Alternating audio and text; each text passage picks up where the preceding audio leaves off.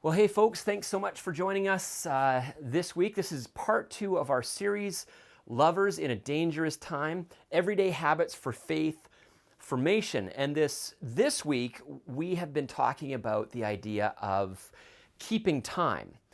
This idea that God has built a rhythm into creation and that we're, that we actually become most fully human and fully alive when we function within God's time. Now, if you're just joining us, my name's Dave. I'm our lead pastor here at Summit Drive, and today I have my friend Jacob. He's actually on staff here with us, works with young adults and a lot of our tech stuff. So Jacob is going to be chiming in at points as well today in this conversation. But we're really going to talk about today, how do we keep time well? And really zeroing in a lot of the questions that we got in or that we're going to wrestle with today have to do with the Sabbath, like this idea of taking one day off in the week, which is not for being productive, but for keeping it holy. In my message, I talked about a number of things. Number one, that it's about worship and celebration. So we gather with God's people to worship and celebrate what God has done.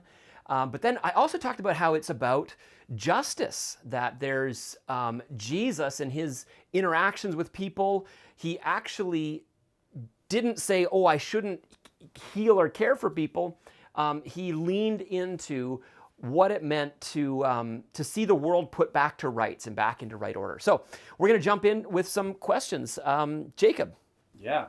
So we got a couple questions. Here's the first one. In your message, you talked a lot about how busy we are and how fast we are used to doing things. For some people, that is very relevant. But what about those who are retired and don't have a really full schedule? How can Sabbath be meaningful when it might just seem like one more day off? Yeah, that's a really good question. And I have to be honest, while I was preaching the message, that question popped up and I hadn't written it down in my manuscript and I wasn't really ready to address it, but I was thinking about that. I thought, man, I really gave a lot of attention to those who are busy, but I didn't really talk much about, what happens when you're in a season of life that is maybe less of production mode. You're retired. Maybe some of you are listening in and your days, they don't have that busyness factor like maybe they one day, in the past they did. A few points that I thought about as I was wrestling through this. Number one, worship in community, still make that a priority. So you're going to be inhabiting that time, that Sabbath day. Still, it will be different. You will be looking forward to gathering with the community of believers. And I know right now it's not possible to gather physically, but still carving out that hour or so to log on online and to say, I'm actually, yes, prioritizing worship, that this is about stopping to remember what God has done. And if there's things that help you to do that, maybe it's taking some time to journal out your thoughts. Maybe that's a part of how you'll inhabit time differently. We're going to look at this second piece more in part 5 of our series, but the idea of hospitality. Inhabiting time differently, maybe that means saying, and I guess this connects to the justice piece as well, or the community piece, is that if Sabbath is a pointer to the world made right, that's when our relationships are rich and full. So maybe it's making a commitment to prepare a meal, to do it slowly. Maybe, if only one person in your household is used to cooking the meal, maybe do it as a family, do it together. Maybe if you are married and you don't have kids in the house anymore, maybe just preparing the meal together and doing it slow, taking your time. And then inviting others to come and join you. Maybe it's after the Sunday worship service. You just keep your eye open for a family or a person or a couple who are maybe new. Maybe they don't seem connected. So instead of just inviting your family or your friends each week, maybe you're actually looking for the stranger, opening up your home, being prepared to just welcome them into having a conversation. A couple other things might be something you could think about as well. If you typically, kind of wake up and maybe do a few chores and then sit down and just watch TV for the day, maybe choose to do something differently than that. Go for a long walk, or if walking is a challenge for you, if mobility is an issue, maybe go for a drive in the country where you go and you see some new areas and you get out of your vehicle and you give thanks to God. So you appreciate nature, just trying to do something that's different but still pointed Godward and that feeds into relationships. So those are a few ideas. I'm sure that we could brainstorm some more, but I thank you so much for that great question. Yeah. So here's another one. This one's actually my question. And so you mentioned in your message that family movie nights would be a great way to use technology to facilitate spending Sabbath time well with family. But there's another example that I can think of that particularly maybe our youth or young adults might wonder about, and that's video games. Video games could just be this thing that looks like a waste of time. Mm-hmm. What do you think about using video games, maybe in context of family or friends on the Sabbath? Is that an appropriate waste of time, or is it just a waste of time? Right. Good way to put it. Yeah, you know what? One of the things I mentioned was I think we're used to screens a lot on the majority of our days. And so Sabbath might be an opportunity for us to unplug and step away from the screens. And so as a family, we try not to do lots of screen time. But I know if you have young kids, boy, sometimes the screen time is the only downtime that mom and dad are going to get in the day.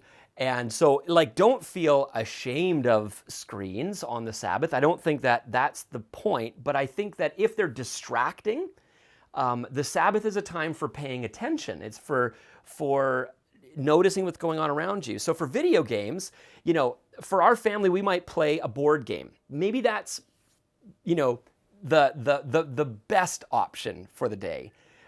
Maybe it's a board game, or maybe it is that if we're gonna watch something, it would be together as a family. We would be choosing to do something that brings us together. That's a shared experience, rather than simply, we're just gonna waste some more time. That is a true waste of time. It's not redeemed in any sense. So I think if you think about Sabbath as a time of being connected to God and to others, and doing it in a way that maybe is different than you're used to, I think that's really a guiding principle for how we think about technology on the Sabbath. So if it isolates, don't do it. Simply sitting on your phone and scrolling, you're not engaged with the others in your life. And as well, I think the idea of connection and justice, doing things that are good. I don't think it's simply a matter of, we have to kind of squirrel away and not be engaged with the world on Sabbath. No, I don't think that's true. Jesus was healing people, feeding people. I mean, he was doing good things on the Sabbath. And, it actually leads into something, Jacob, that you brought up at our conversation with our young adults on Monday. And so maybe I'm going to ask Jacob if you answer this question, kind of in response to that justice piece. I know that was a part that you picked up on, but tell us a little bit about how maybe you've practiced Sabbath and even changed in your practice of it. Yeah, this is an important question for me. When I first learned about practicing Sabbath, I didn't fully understand, I think, what Sabbath really was. And particularly when I lived with my parents, I remember there were these times on a Sunday where my parents would ask me to help with chores of some kind, and I would say, no, I'm Sabbathing, so I can't help you. I'm just taking a step back from all work. And I came to realize, especially recently after watching a great video by the Bible Project on Sabbath, that Sabbath really isn't about just disengaging from all work and all help for other people. It really is about justice and about a pointer to the new heavens and the new earth.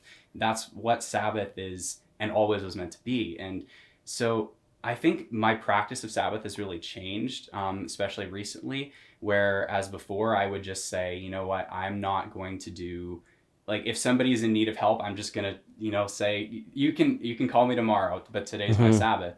Now I would say, no, the Sabbath, what it really is about justice. And if someone's in need of help, then I want to come alongside them and help them. If that's chores or something like that, that's not to say that we should just be super productive on the Sabbath. It should be set apart. But yeah, I think we would be missing the point of Sabbath if someone were in need. And Jesus talks about this. If someone were in need on the Sabbath and we were to walk right by them and say, no, I'm Sabbathing today, so I can't help you. That's been a really important thing for me in learning about Sabbath. Yeah, for sure. And that's where I wanted to touch on, even in my message this last week, on how the Sabbath has been co-opted, you might say, by some of the cultural pressures we feel, so that the idea of Sabbath becomes, oh, this is really just about self-care. And I would say, actually, no, it's not. It is good for us, but that's actually not the point of it. It's about worship, celebration, justice, and rest, and all those kind of things coalescing together. And so, I tend to be a little bit less prescriptive about what Sabbath has to look like, but I think I would want to say that if it helps you to connect with God, making Sunday worship with community, that is a key element to keeping that rhythm of stopping to rest and give thanks to God and notice and pay attention. But then the community connection piece, that's really important. And we'll talk more about that in the next few weeks upcoming as well. So thank you so much for joining us. Please remember, send in your questions each week. We would love to hear from you and to engage a bit more deeply. So may the Lord be with you this week as you live within His time. Take care.